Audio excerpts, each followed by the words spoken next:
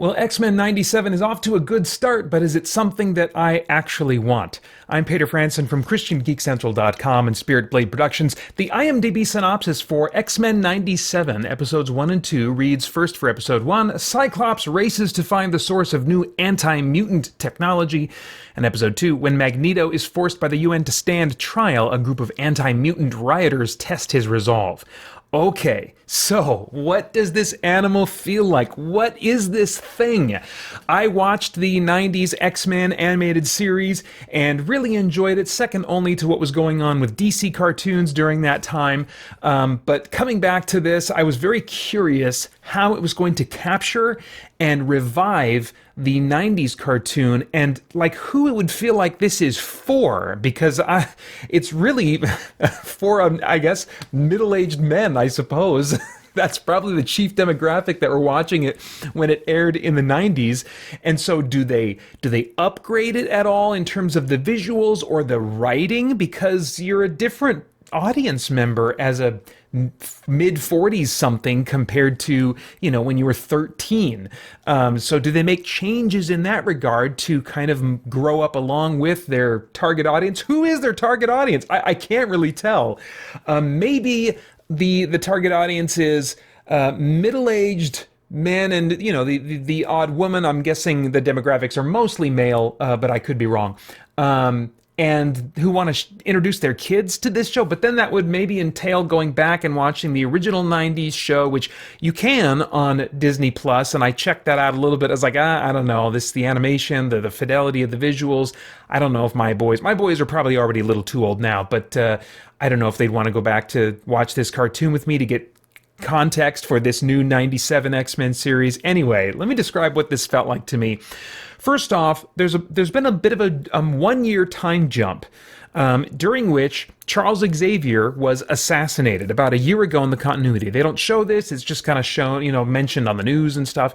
Cyclops now is leading the X-Men team and the school while his pregnant wife Jean, who you might remember they did actually get married in the animated series before the end, she's now expecting their son and is very pregnant.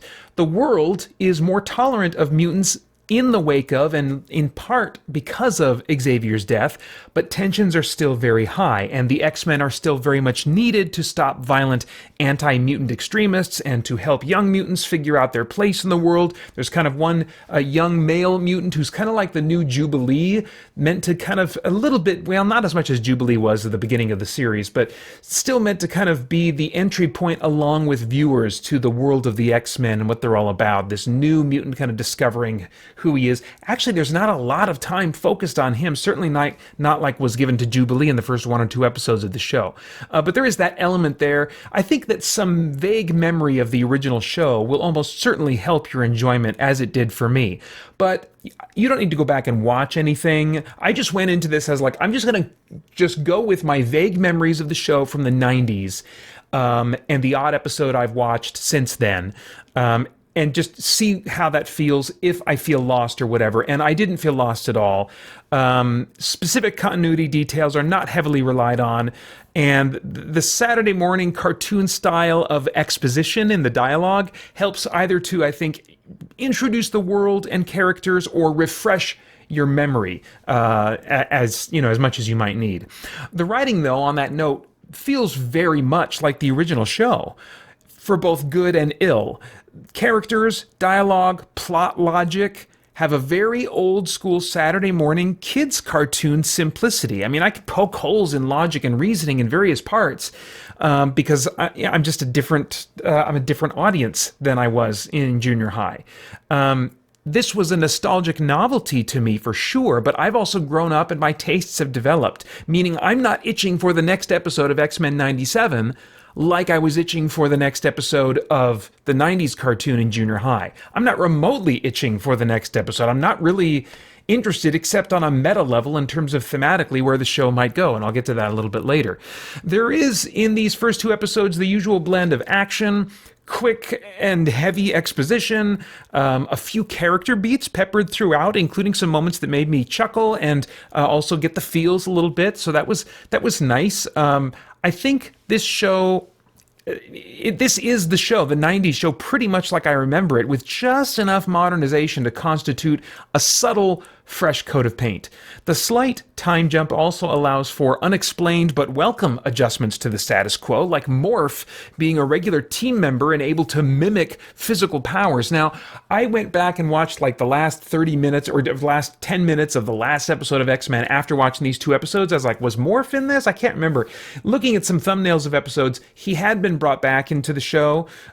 He was taken out of the show. He was in the show at the very beginning and then like got seemingly killed, and he was out of the mix for most of the run of the show. And when he came back, it was not under the best circumstances, but he seems totally psychologically fixed and adjusted and very much in command of his powers like never before, which is cool to me because I always loved the character Morph in terms of his power concept in the 90s show and was always bummed that he got taken off the board basically for most of that series. Well, now he's back and the use of his powers was super cool, and like he was able to mimic the Blob's powers, Cyclops' steel skin, basically anything that was physically a part of a character's body, or even their tools in some cases, he is able to mimic with the same degree of effectiveness. So I didn't see him like, I don't think, blasting energy or anything like that, but I mean, well, I don't want to give away spoilers, but he was mimicking multiple mutant characters from the 90s show and seemingly had their physical powers as well to some degree. So that was cool to see. Bishop also is a regular team member. I don't remember if that was the case near the end of the series. Though this is possibly a different voice actor, I'm not sure. It's been too long. But of all the voice actors, I was like, I'm not sure if that one's the original voice actor. But even with the slight changes in the status quo, the nostalgia here, very strong. There are so many cool combat maneuvers with X-Men coordinating powers and other cool teamwork types of moments. Lots of fun bits that both call back to the show and move things forward, including a very cool use of Cyclops, his powers, which is very similar, I have to say as an aside, to a moment that I created in my Spirit Blade audio drama and Spirit Blade Dark Ritual.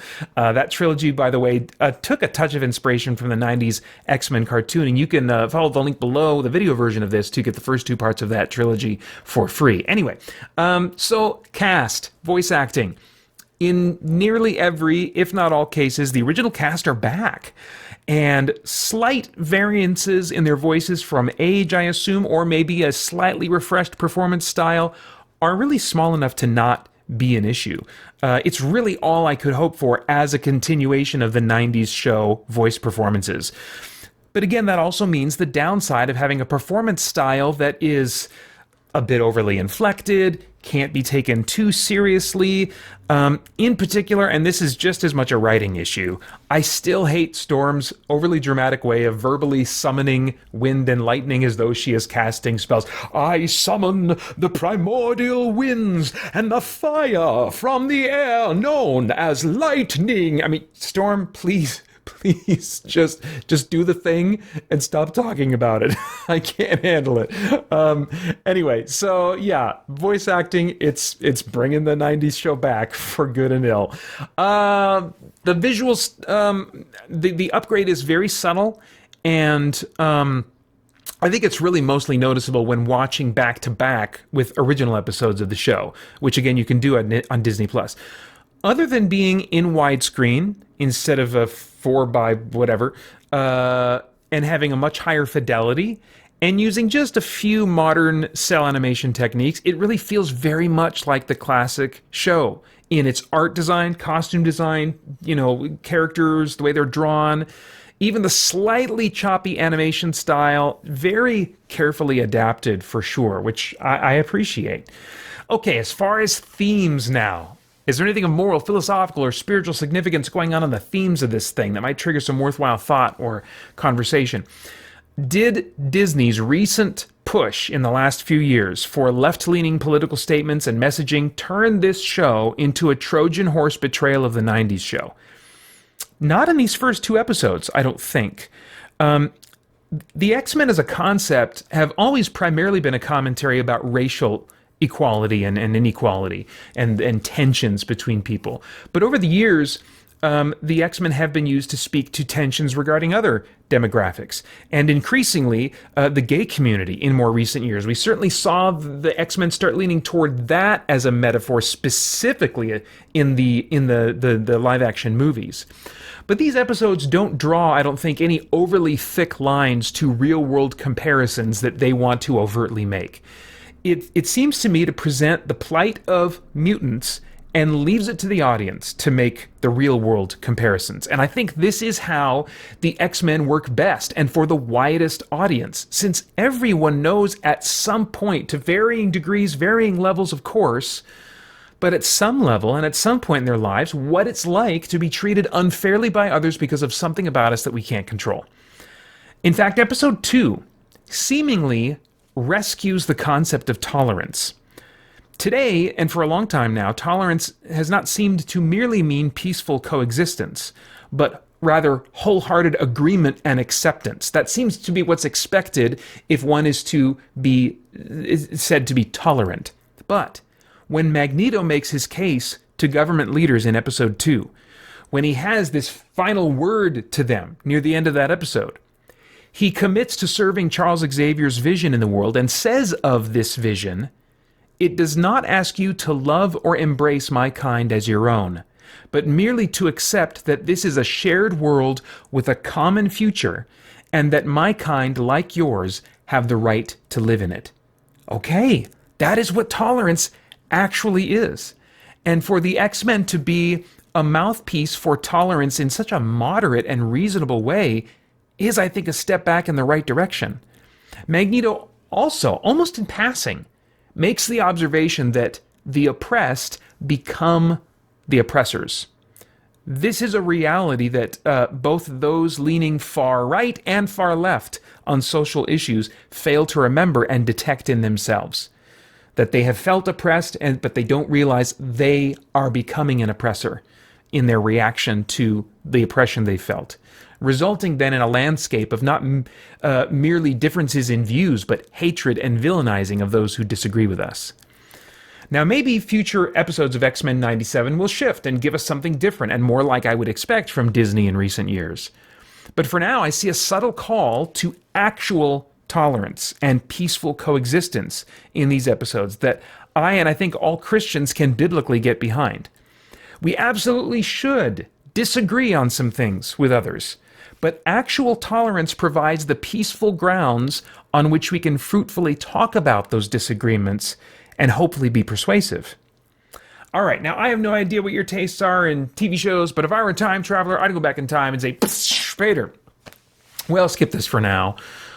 Maybe someday Disney will have something worth $7 to you. When it does, maybe during that 1 month, put this show on while you exercise or play video games. It's an interesting novelty, and it might even go in some cool or worthwhile directions, but it's not worth it for you to pay money to watch it right now. This one's rated TV PG for moderate violence.